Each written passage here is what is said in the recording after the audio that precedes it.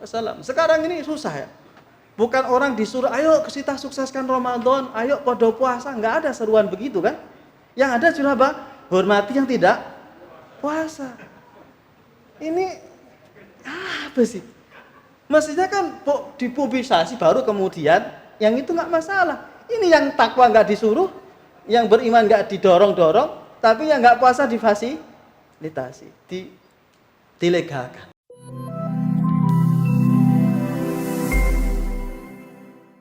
Assalamualaikum warahmatullahi wabarakatuh.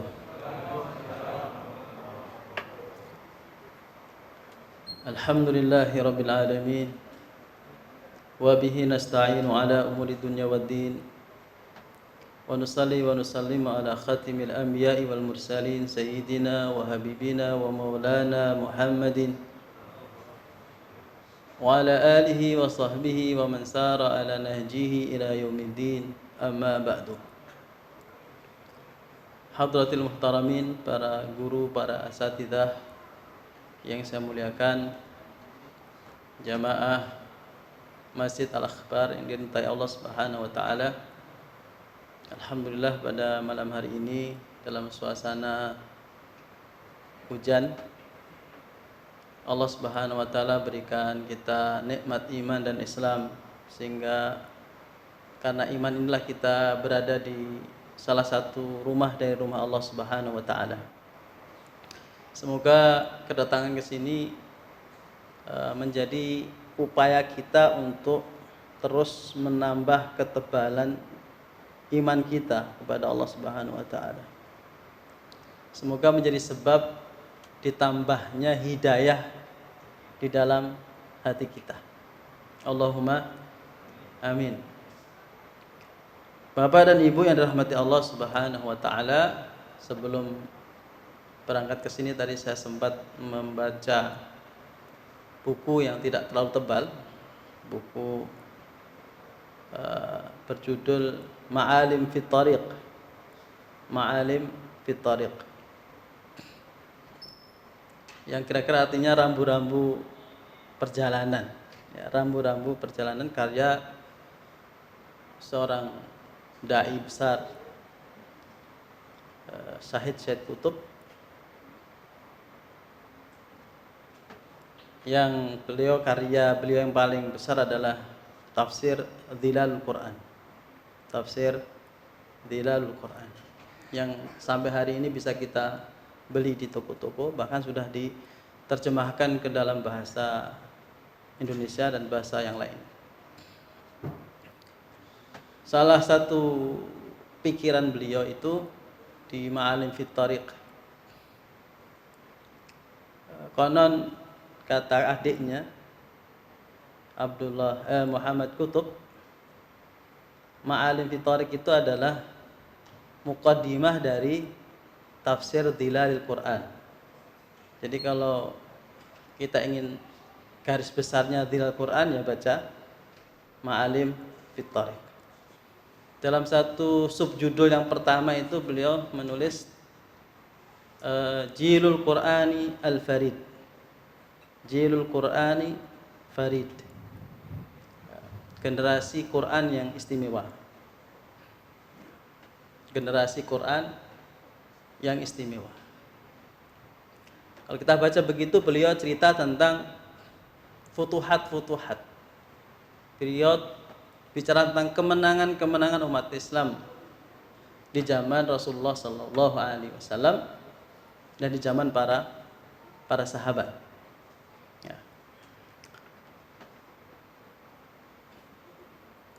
Umar bin Khattab baru 2 tahun menjadi khalifah itu sudah Palestina sudah futuh. Palestina sudah futuh. Kita ini udah ganti berapa presiden, Palestina nggak merdeka. Ya. Dari zaman kita merdeka Soekarno sampai Soeharto, Habibie, Gus Dur, Megawati, Yudhoyono, Jokowi. Ya, Jokowi lagi.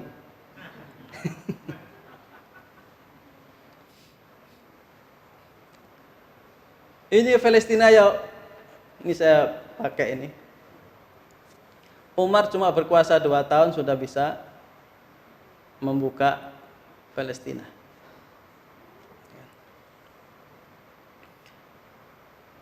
Apa sih sebabnya kira? Kenapa umat sekarang ini, umat Islam ini jumlahnya banyak, hampir 2 miliar. 2 miliar ini hampir jumlahnya. Tapi kok kalah terus ya gitu. Kalah terus. Dalam berbagai bidang gitu. Sekalinya punya kapal selam ya syuhada insyaallah. Syuhada. Sudah tahun 1980 sekian.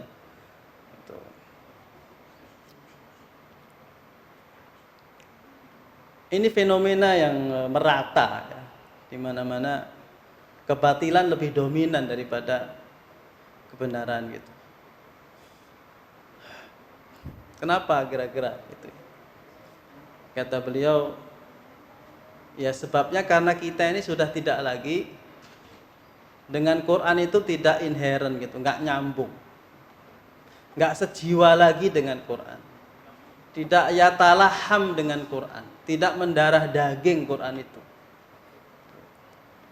Maka beliau melihat generasi yang istimewa itu generasi para sahabat, generasi yang langsung bersama Rasulullah Sallallahu Alaihi Wasallam. Demikian mereka menyatu dengan nilai-nilai Quran, menyatu dengan nilai-nilai Quran. Tidak mereka semuanya hafal Quran, tidak. Umar bin Khattab itu tidak hafal 30 juz. Banyak sahabat yang tidak hafal 30 juz. Tapi mereka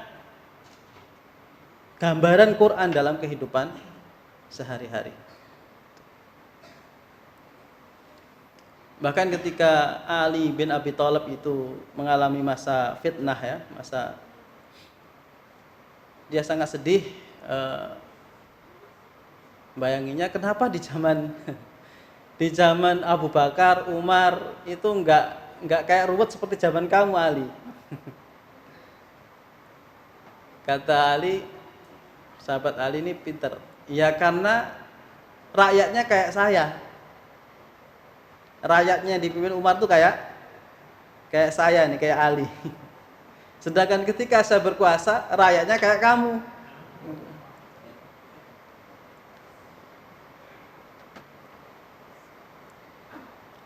Terus kira-kira kayak apa gambaran sahabat-sahabat kamu dulu itu kayak apa? Setelah menyebutkan beberapa sifat, itu satu sifat yang disebut adalah hum masahif tamshi alal ardi. Ini yang nyesekkan dada. Mereka itu adalah lembaran-lembaran Quran yang berjalan di atas bumi. Mereka lah Quran itu. Quran dalam kehidupannya nyata ada. Walaupun interaksi dengan Qurannya juga luar biasa ya. Dalam qiyamul lailnya, khatamnya itu sudah nggak perlu ditanyakan lagi. Generasi Imam Ali, Imam Syafi'i aja dia bisa selama 1 bulan bisa khatam 60 kali. Itu levelnya Imam Syafi'i. Bagaimana dengan generasi yang sebelumnya? Mereka Quran itu ada dalam diri mereka. Demikian juga sosok Rasulullah Sallallahu Alaihi Wasallam ketika para sahabat itu kangen dengan sosok Nabi, nanya kepada istri beliau, ibu kita Aisyah radhiyallahu anha, ambi'ini an Rasulillah. Ummu Aisyah, ceritakan dong tentang Nabi Muhammad gitu. Ceritakan bagaimana gitu. Aisyah dengan lugas mengatakan, alam taqra'il Quran? Apa kalian nggak baca Quran? Maksudnya apa? Fi riwayatin kana khuluquhul Quran. Ya kalau ingin mengenal Nabi ya baca Quran. Nah, itu Quran itulah Nabi Muhammad sallallahu alaihi wasallam. Kana khuluquhul Quran. Karena perilaku Nabi itu ya plek dengan Al-Qur'anul Karim. Plek. Allah perintahkan berangkat, Allah larang berhenti. Udah begitu karakternya Rasulullah dan para sahabat radhiyallahu anhum. Nah, kemudian bagaimana masalahnya, kemudian bagaimana Quran ini bisa masuk demikian rupa ke dalam diri kita. Kita bisa menjiwai Quran, kita bisa hidup bersama Quran, atau dalam bahasanya Said Qutb itu fi dhilalil Quran. Kita selalu dalam naungan Al-Quran gitu. Setiap susah nyarinya ke Quran, setiap ini punya masalah carinya ke Quran. Dhilal, dia menaungi kita. Seperti kita kepanasan, kita mesti cari perlindungan, mencari yang dingin. Ada 3 yang beliau tuliskan itu di awal bukunya Ma'alim fi Thariq itu. Yang pertama adalah wahdah marja'iyah, bahwa Rasulullah dan para sahabat itu menjadikan Quran itu adalah sumber pertama ilmu pengetahuan dan peradaban mereka. Jadi pengetahuannya, isi pikirannya, cara berpikirnya itu berangkat dari Al-Quranul Karim. Ideologinya itu diambil dari Quranul Karim. Budayanya dia kembangkan dari Al-Quranul Karim. Kehidupannya secara pribadi, kehidupannya keluarganya, keluarga masyarakatnya, itu semuanya diatur dengan menggunakan pendekatan nilai-nilai Al-Quranul Karim.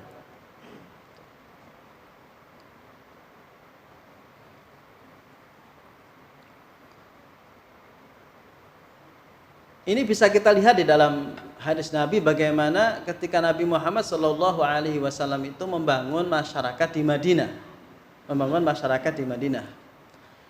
Mekah ini kan sekitarnya itu kan ada penguasa Persia, ada Romawi, ada Cina, ada India, dan seterusnya. Sudah ada banyak peradaban.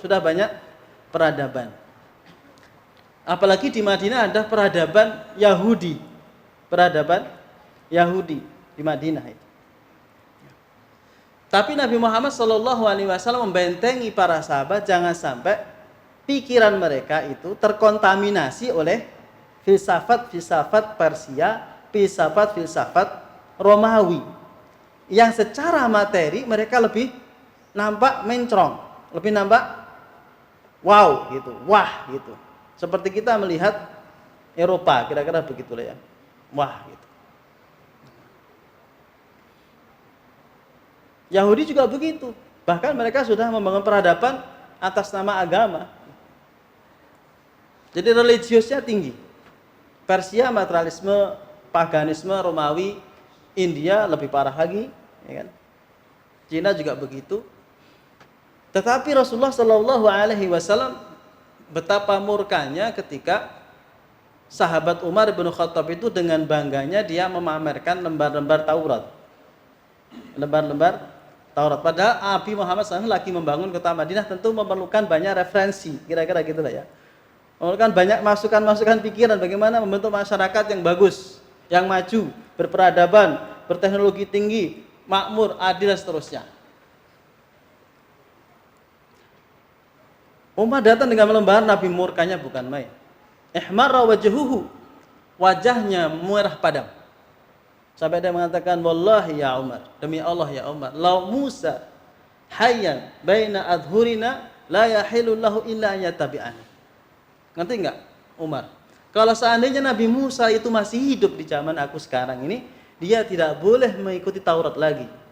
Dia harus mengikuti apa yang datang kepadaku, yaitu Al-Quranul Karim. Nah, sekarang masyarakat kita ini bagaimana? Muslim pulang ke Indonesia bawa ideologi macam-macam lah, ya kan? Sosialisme lah, kapitalisme lah, demokrasi yang dicampur dengan apa? Dimodifikasi, macam-macam. Ya kan?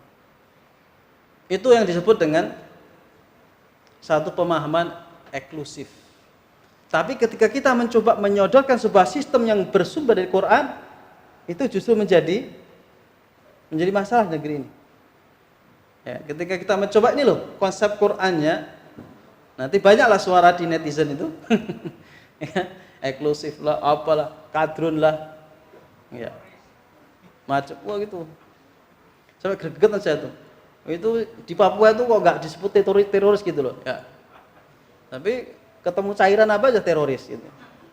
Sabun cuci pun jadi sedih.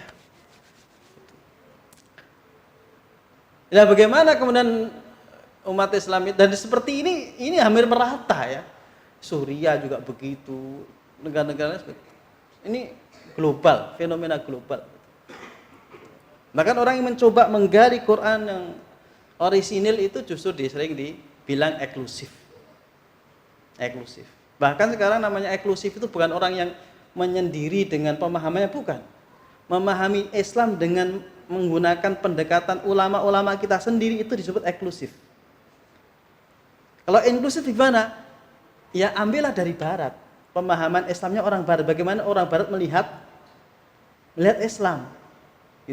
Itu baru namanya sarjana yang jebol. Bagus. Kalau hanya mengambil pendapatnya Imam Syafi'i, Hambali, itu mah eksklusif. Tapi kalau sudah mengambil John siapa gitu, profesor, doktor, nah itu baru eksklusif itu namanya. Gendengar. Itu.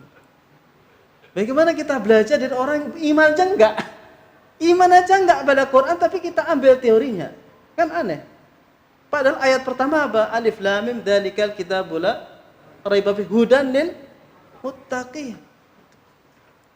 Bagaimana kemudian profesor doktor yang notabene Yahudi dan lain-lainnya, bahkan ada yang ateis juga yang kemudian mempelajari Islam dengan pendekatan akal mereka, kemudian dijadikan satu teori yang bagus ini untuk pemahaman Islam itu. Apalagi macam-macam. Akhirnya memang kemudian mendua, pikiran orang Muslim itu mendua ya. Cinta Quran, iman Quran, tapi kok suruh ngamalkan tuh apa? Akhirnya muncullah pemilah-pilahan itu. Nah itu gak terjadi di zaman Rasulullah Sallallahu Alaihi Wasallam. Sekarang ini susah ya. Bukan orang disuruh, ayo kita sukseskan Ramadan, ayo podo puasa, nggak ada seruan begitu kan? Yang ada cuma apa? Hormati yang tidak puasa. Ini apa sih? Mestinya kan dipublikasi baru kemudian yang itu nggak masalah. Ini yang takwa nggak disuruh, yang beriman nggak didorong-dorong, tapi yang nggak puasa difasilitasi, dilegalkan. Ini Menteri Agama katanya. Enggak menang.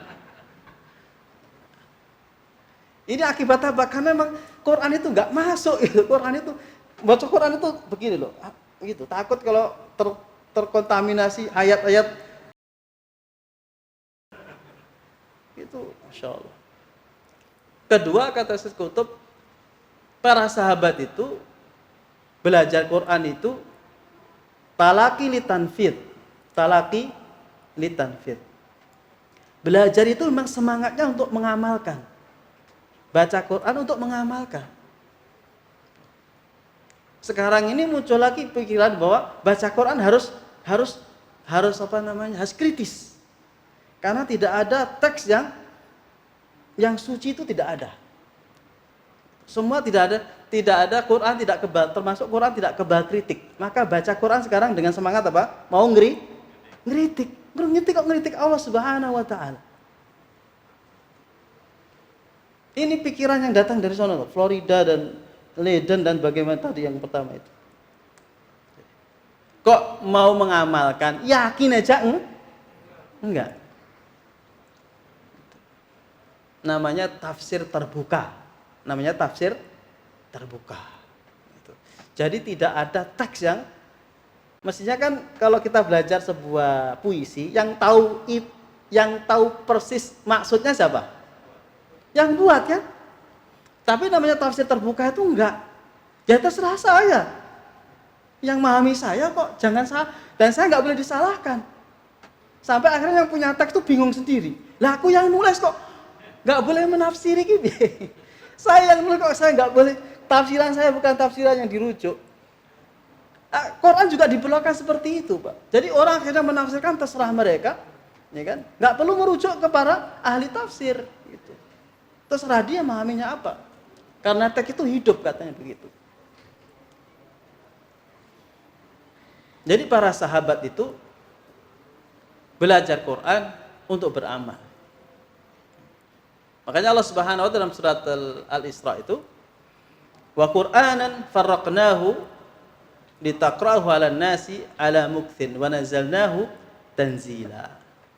Quran itu kami turunkan secara sedikit demi sedikit, farraqnahu. Syai'an fa syai'an, sedikit demi sedikit. Agar kamu bacakan kepada manusia 'ala mukthin, sedikit-sedikit biar merasuk begitu dan kemudian menjadi sebuah keyakinan, menjadi bekal ilmu, kemudian beramal. Wa nazzalnahu tanzila. Wa nazzalnahu tanzila.